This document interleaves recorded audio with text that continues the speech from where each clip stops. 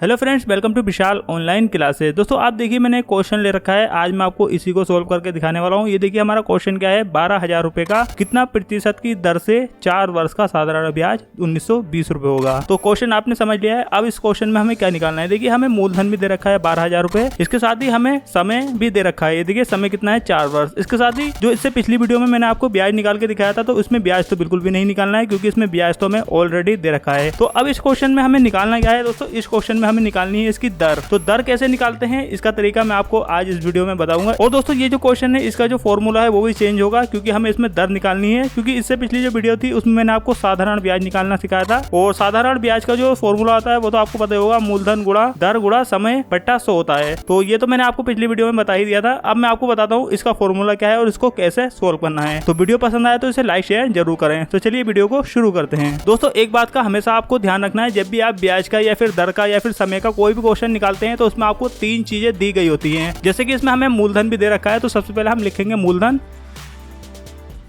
तो हमें मूलधन यहाँ पर दे रखा है 12,000 रुपए। अब इसके साथ ही दोस्तों हमें समय भी दिया गया है, तो यहाँ पर हम समय भी लिख देंगे। समय कितना है हमारा, 4 वर्ष। इसके साथ ही दोस्तों यहाँ पर हमें ब्याज भी दे रखा है, तो ब्याज कितना हमें दिया है, ब्याज हमें दे रखा है 1920 रुपए। तो हमें निकालनी है इसकी दर। तो ये देखिए हमने ब्याज भी लिख दिया है 1920 रुपए। चलिए अब मैं आपको इसका फॉर्मूला बताता हूँ और उसी फॉर्मूले की मदद से हम इस क्वेश्चन को सोल्व करेंगे। तो दोस्तों क्योंकि हमें दर निकालनी है तो इसका फॉर्मूला हमारा है ब्याज गुणा 100 बट्टा मूलधन गुणा समय।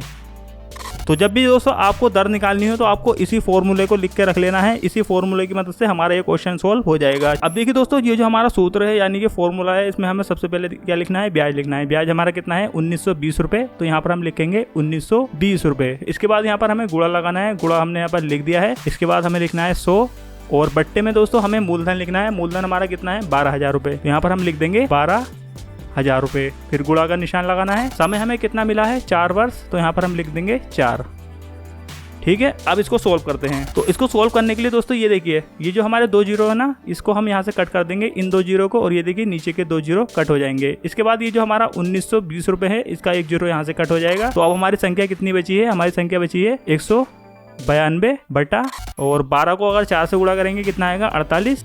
तो ये देखिए अब हम इसी को सोल्व करेंगे। मतलब अब ये बट्टे में संख्या आई है तो हमें क्या करना होगा, हमें भाग देना होगा। तो भाग कितने से देना होगा, 48 से देना होगा। तो अगर हम 48 से 192 को भाग देंगे तो ये हमारा जो सीधा सीधा कट जाएगा 4 से। हमारा आंसर कितना आएगा 4। तो दोस्तों अब हमारी दर कितनी बनी है 4%। तो जो हमारा क्वेश्चन था 12,000 रुपए का कितना प्रतिशत की दर से 4 वर्ष का साधारण ब्याज 1920 रुपए होगा, तो यहाँ पर आपको लिख देना है 4% है। तो ये हमारा दोस्तों फाइनली आंसर है। तो अगर आपको कभी भी दर पूछी जाए तो आप इसी तरीके से इन क्वेश्चन को सोल्व कर सकते हैं। उम्मीद करता हूँ वीडियो आपको पसंद आई होगी और आप समझ ही गए होंगे ब्याज के क्वेश्चन में दर को कैसे निकाला जाता है। वीडियो पसंद आई हो तो इसे लाइक शेयर जरूर करें, हमारे चैनल को सब्सक्राइब करना ना भूलें। तो चलिए मिलते हैं अगली किसी नई वीडियो में। Thank you for watching.